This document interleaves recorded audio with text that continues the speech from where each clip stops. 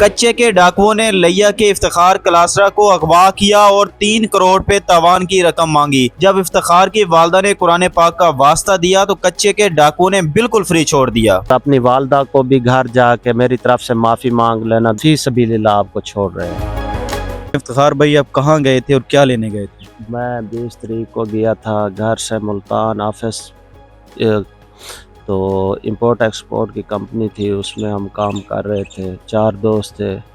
ہم نے ٹریولنگ کی 212 کلومیٹر راستہ، ہم نے حیدرآباد صادقآباد سائڈ پہ جانا تھا۔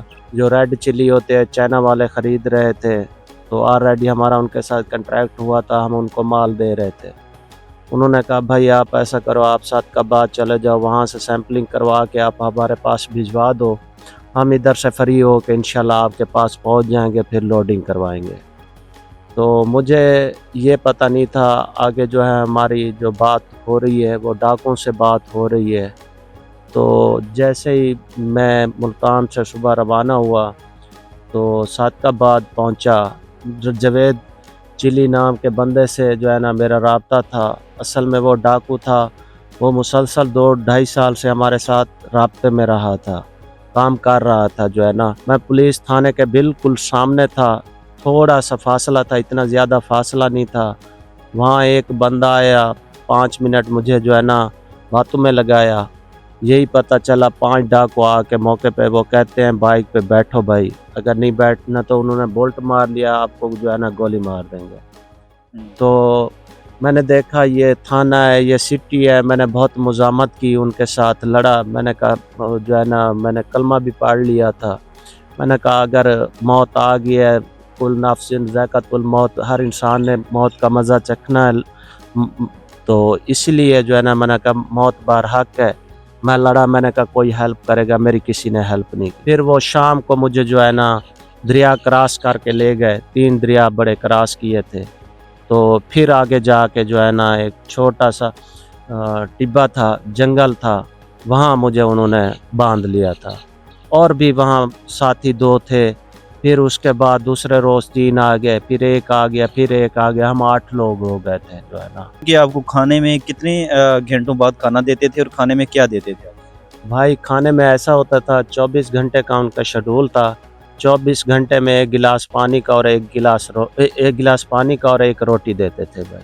اور ظلم روزانہ مار پیٹ وہ روزانہ کرتے تھے یا کبھی کبھار ان کا کوئی ٹائم تھا؟ نہیں، وہ ہم سے کام کرواتے تھے، مورچے مرواتے تھے جو ہے نا، تو کیونکہ انسان ہے جو ہے نا بغیر روٹی اور کھانے کے بغیر تو نہیں چل سکتا، تو ہم سے کام بھی پورا لیتے تھے۔ اگر ہم سے کام میں تھوڑی سی ہم تھکاوٹ محسوس کرتے بیٹھتے تو پھر ہمیں وہ مارتے تھے بہت زیادہ۔ میں یہ بتائیں کہ جب آپ کی والدہ نے انہیں قرآن پاک کا واسطہ دیا تو جب ان کے پاس ویڈیو گئی تو ان کا آپ کے لیے کیا کہنا تھا؟ والدہ صاحبہ نے قرآن پاک کی ان کو جو ہے نا ہاتھ جوڑ کر نہ ریکویسٹ کی کہ اللہ کے واسطے میرے بچے کو چھوڑ دو، ہمارے پاس 3 کروڑ روپیہ نہیں ہے، ہم آپ کی ڈیمانڈ پوری نہیں کر سکتے۔ تو پھر جو ہے نا جیسے انہوں نے ویڈیو دیکھی، ان کا جو بڑا ڈاکو تھا اس نے مجھے بلایا تھا، اس نے کہا بھائی میں آپ کے آگے ہاتھ جوڑتا ہوں، آپ مجھے معاف کر دینا، مجھے پتہ نہیں تھا آپ غریب لوگ ہو، اور اپنی والدہ کو بھی گھر جا کے میری طرف سے معافی مانگ لینا، دعائیں کرانا، میں آپ کو جو ہے نا رہا کر رہا ہوں، آپ صبح انشاءاللہ جو ہے نا گھر چلے جاؤ گے۔ وہاں بارش ہو رہی تھی، بارش کی وجہ سے جو ہے نا انہوں نے کہا راستہ خراب ہے، جیسے ہی ٹھیک ہوتا ہے انشاءاللہ میں آپ کو چھوڑ دوں گا۔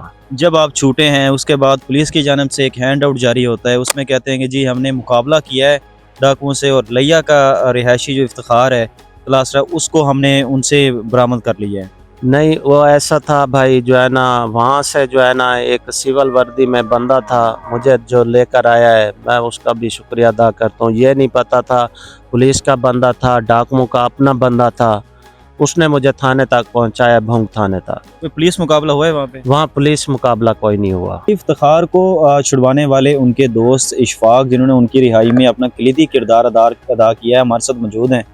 اشفاق بھائی ہمیں یہ بتائیں کہ افتخار کو کہاں لے گئے تھے اور آپ نے کیا کردار ادا کیا؟